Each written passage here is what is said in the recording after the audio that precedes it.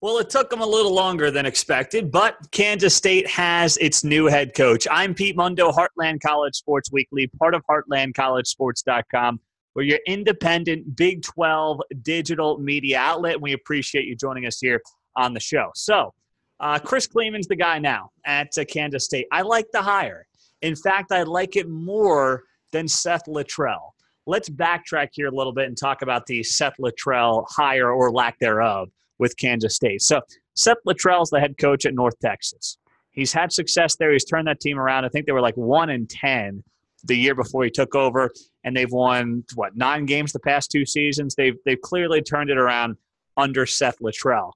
Young guy, has some Big 12 ties, from Oklahoma, played at OU, spent time at Texas Tech under Mike Leach, has bounced around quite a bit, and now finally a head coach, has proven his part a little bit there at North Texas. A lot of mixed-up reporting going on there with Seth Luttrell. There was one report that said Luttrell pulled his name out of consideration because there were rumors that he was going to have to keep certain staff members, Sean Snyder or whoever on the staff, basically because K-State told him to. He couldn't necessarily bring all his guys up. There was another report that said Luttrell and his camp wanted an out for the OU job, where basically there was no buyout for him to go to OU. Now, that makes no sense either, because if OU wants somebody, they can pay the buyout. You know what I'm saying? Like, Matt Campbell's got a big buyout, but if Ohio State were to come calling, and they're not going to come calling because now Ryan Day's their head coach, unless Ryan Day bombs out in 3-4 years, Ohio State can afford that buyout. They can pay the big bucks to buy out somebody's contract. So I don't know why Luttrell, if that's true, really wanted a no buyout clause for the Sooners, because if OU wants somebody, they can pay for it. I don't know what to believe. These are just the reportings that were going on by both sides. Luttrell blaming K-State, saying that basically he's got to keep people on the staff, and then, K-State side saying Luttrell wanted a no buyout clause for OU, which obviously both sides are ridiculous. Now, both these things could have been true. I really don't have the answer. But either way, if K-State wants to keep people on the staff, that's ridiculous. I'm sorry, you break the tie from Bill Snyder and move on. On the flip side of this, if Luttrell truly wanted a no buyout for OU, hey, buddy, go take a hike. You're the North Texas head coach. Take it easy, okay? I don't know what happened. But Klieman is somebody who has won national championships. Yes, it's at the FCS level, but when you go 67-6, you know what? You've proven yourself. That is somebody who has done it, who has experience, who is not intimidated by the big moment, who is not going to be looking at this and saying, oh my gosh, I'm in Bill Snyder's shadows. No. You know what else I like? It's not a young up-and-comer. I would have been cautiously optimistic with a Seth Luttrell, but my fear would have been a young up-and-comer in the industry would have been creeped out by the ghost of Bill Snyder a little bit. Walking into Bill Snyder Family Stadium, the season after the guy hangs him up, seeing the statue. You need somebody who's and I'm not saying Seth Luttrell's not a grown man, but, he's late 30s, 40. Chris Klieman's 50 years old. Guy's been around the block. He's been all over the country. He knows the upper Midwest. He spent time at Northern Iowa where he played. He was a DB coach at Kansas, all over Northern Iowa, North Dakota State. He knows that part of the country. He's been around the block, the old cliche. And he's not going to be intimidated by the moment. He's going to have the confidence in himself to get the job done and do it as well as it can be done. He's staying on with North Dakota State through the end of the season, through the end of their FCS playoff run. I'm fine with that.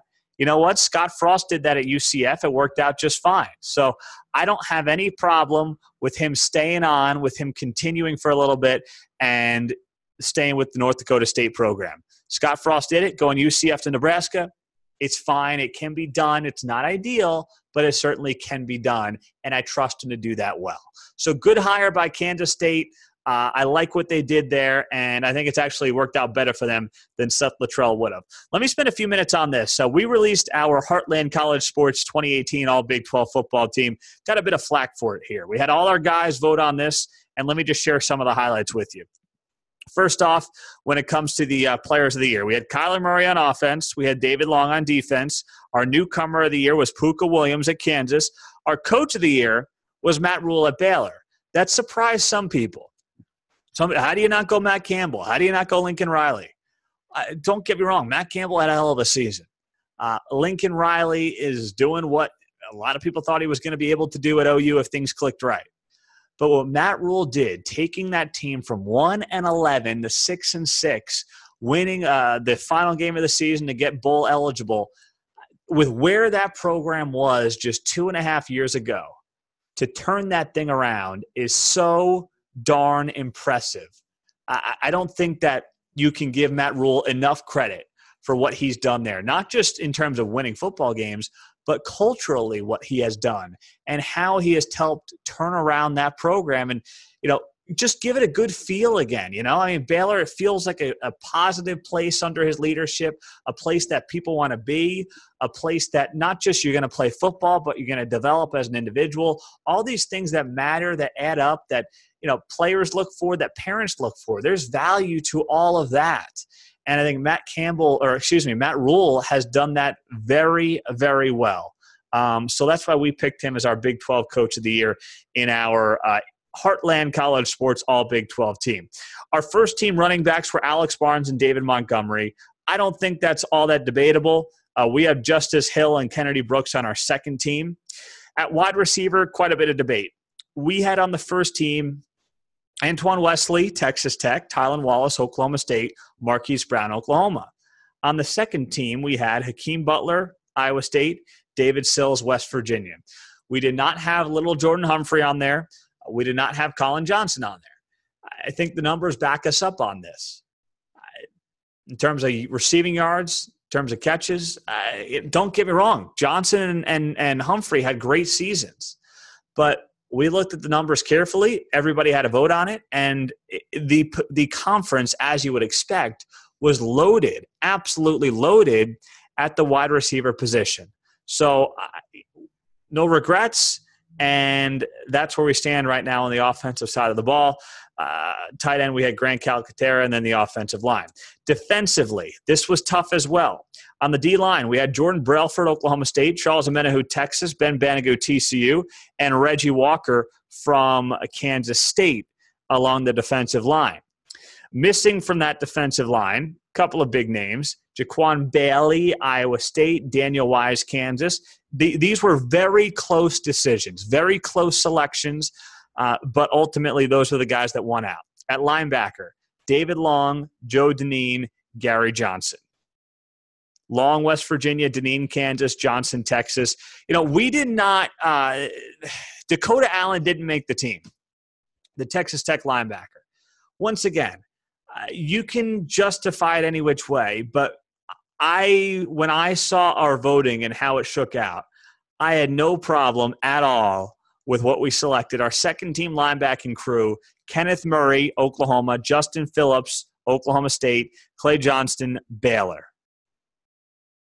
Yes, you can make the argument for Allen over any of those guys, but that's what our voters selected, and that's how we went. Defensive back, first team, we had Adrian Fry, Texas Tech, Chris Boyd, Texas, Jeff Gladney, TCU, Greg Eisworth, Iowa State.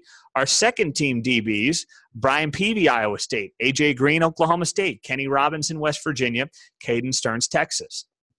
I think those are good selections and fine ways to go.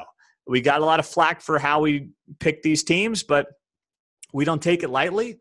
All of our voters are watching multiple Big 12 games every week.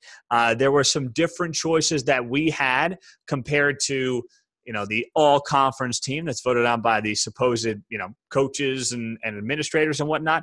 We just went with our gut on this. So you can debate it. You can check it out at heartlandcollegesports.com, but we don't have any regrets about it because we think we made the right call on a lot of these picks.